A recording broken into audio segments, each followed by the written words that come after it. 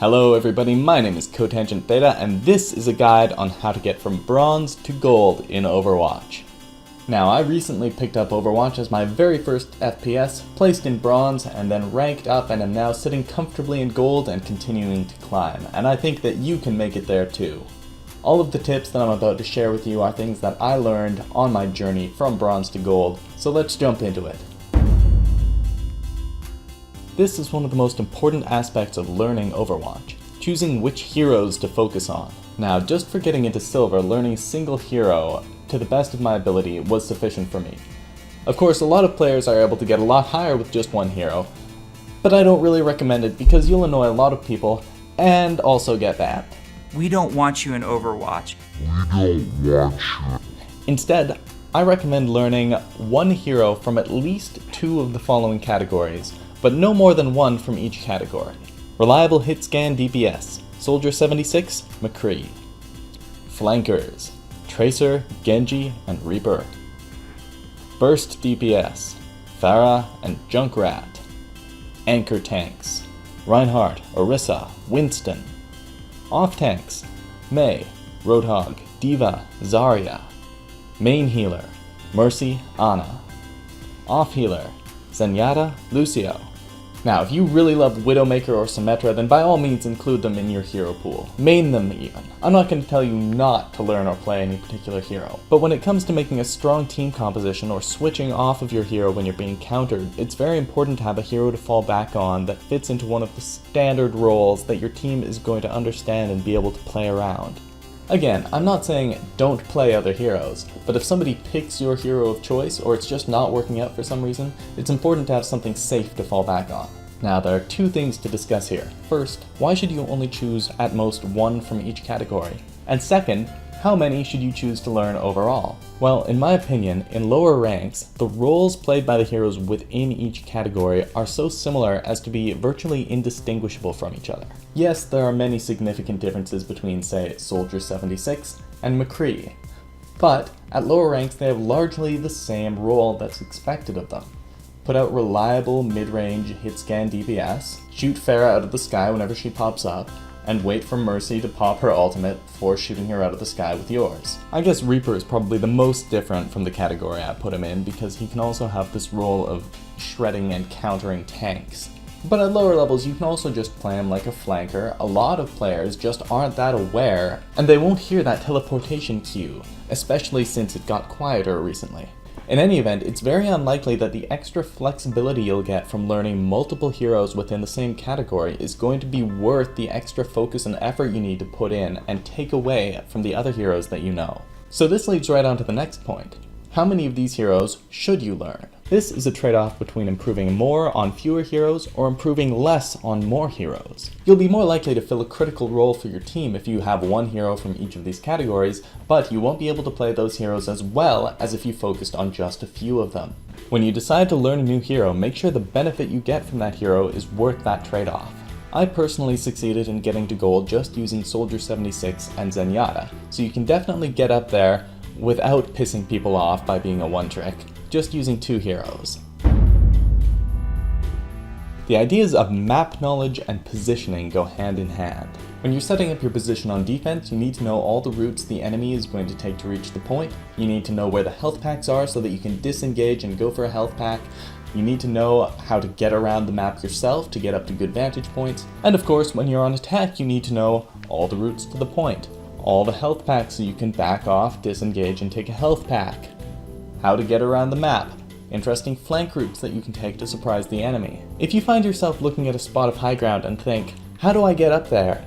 You don't know the maps well enough. If Tracer or Genji or Reaper pops up behind you unexpectedly, you don't know the maps well enough, because you should have been positioned in a spot where you can see all of the flank routes that they can use to get to you. And you see there, we just came back to positioning again. You need that map knowledge to inform and enable your positioning. Now, if you've experienced any of the symptoms I just described, I recommend you set up a quick 10-minute appointment with your custom game browser for a thorough checkup. Create a custom game and limit the map selection to the one map that you're interested in. Then, put yourself on the spectator's side and fly around the map until you get a little more comfortable with it. I recommend spending about 5 or 10 minutes on this for each map, and when you've done this 2 or 3 times for a single map, you'll have a pretty darn good understanding of that map. Use this knowledge to inform where you're going to stand when you're defending, and how you're going to approach when you're attacking. Do I have high ground? Do I have recourse to a health pack? Do I have cover? Keep these questions in mind as you're exploring the maps, and put the answers into practice in your next game.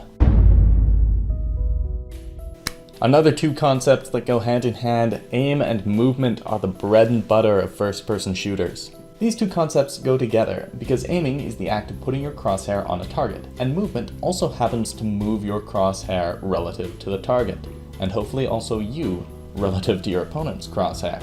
In the training section of one of my VOD review videos, I describe strafing and counter-strafing and some training that you can do to help keep your crosshair on the enemy while moving and avoiding their shots. I'll include a link to that video, but here's the summary. When strafing against hit-scan heroes, avoid moving in the same direction or standing in the same spot for more than about 1/5 of a second, which is about the typical human reaction time. While moving, practice moving your mouse in opposition to your movement to keep your crosshair focused on the target, not as a reaction to your movement, but in anticipation of it. This allows you to stay focused on a target while staying mobile yourself. I also put together a quick guide for tracking training that I'll also provide a link to. As a soldier main, I find it really helps my accuracy, and it makes for a great warm-up.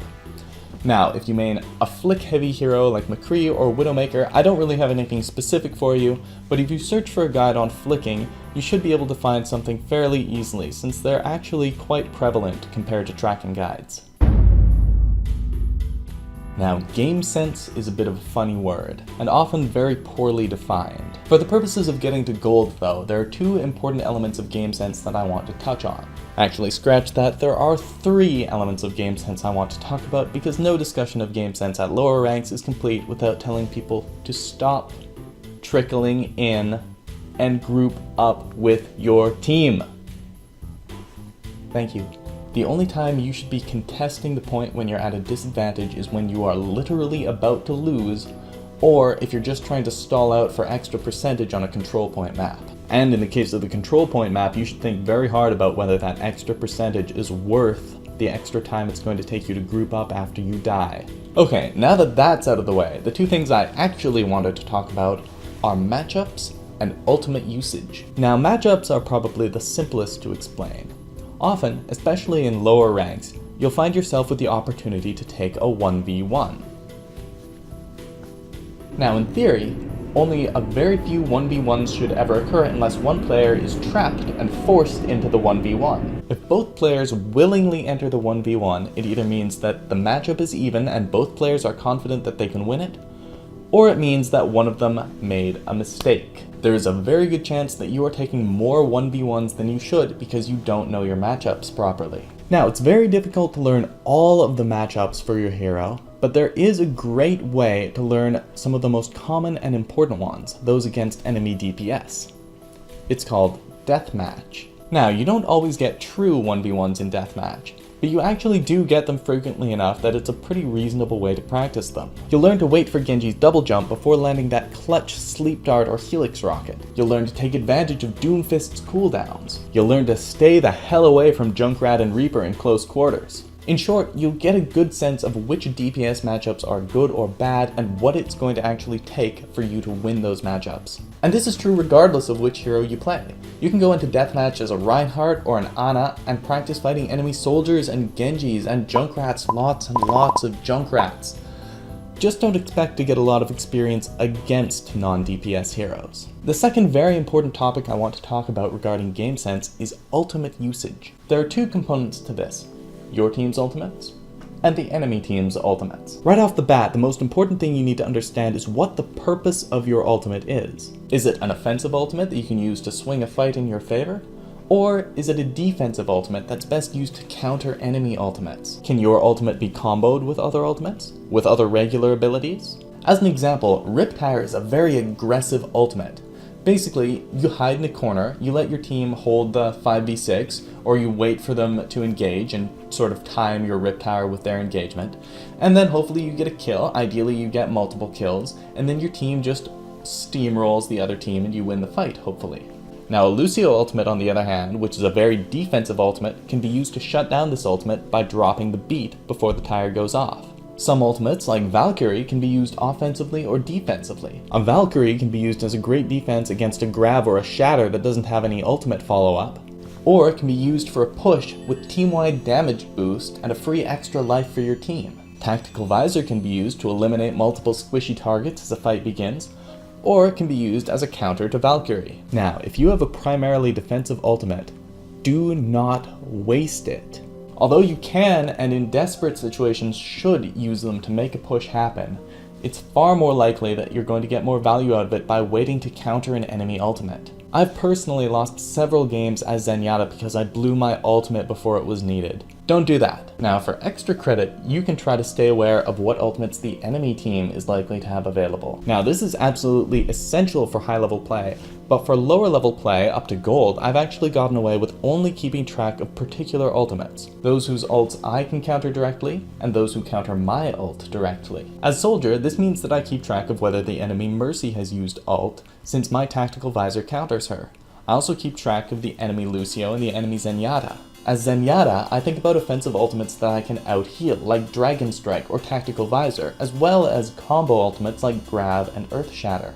I ignore ultimates like Deadeye and Riptire because I can't do anything to save my team from them. Now, at a higher level, you obviously want to be more and more aware of your enemy ultimates so that you can be prepared to use conventional means to counter them, like shooting down the enemy Riptire or getting behind cover. But you already have a lot to keep track of, so for the time being, just do yourself a favor and prioritize the most important ultimates to keep track of.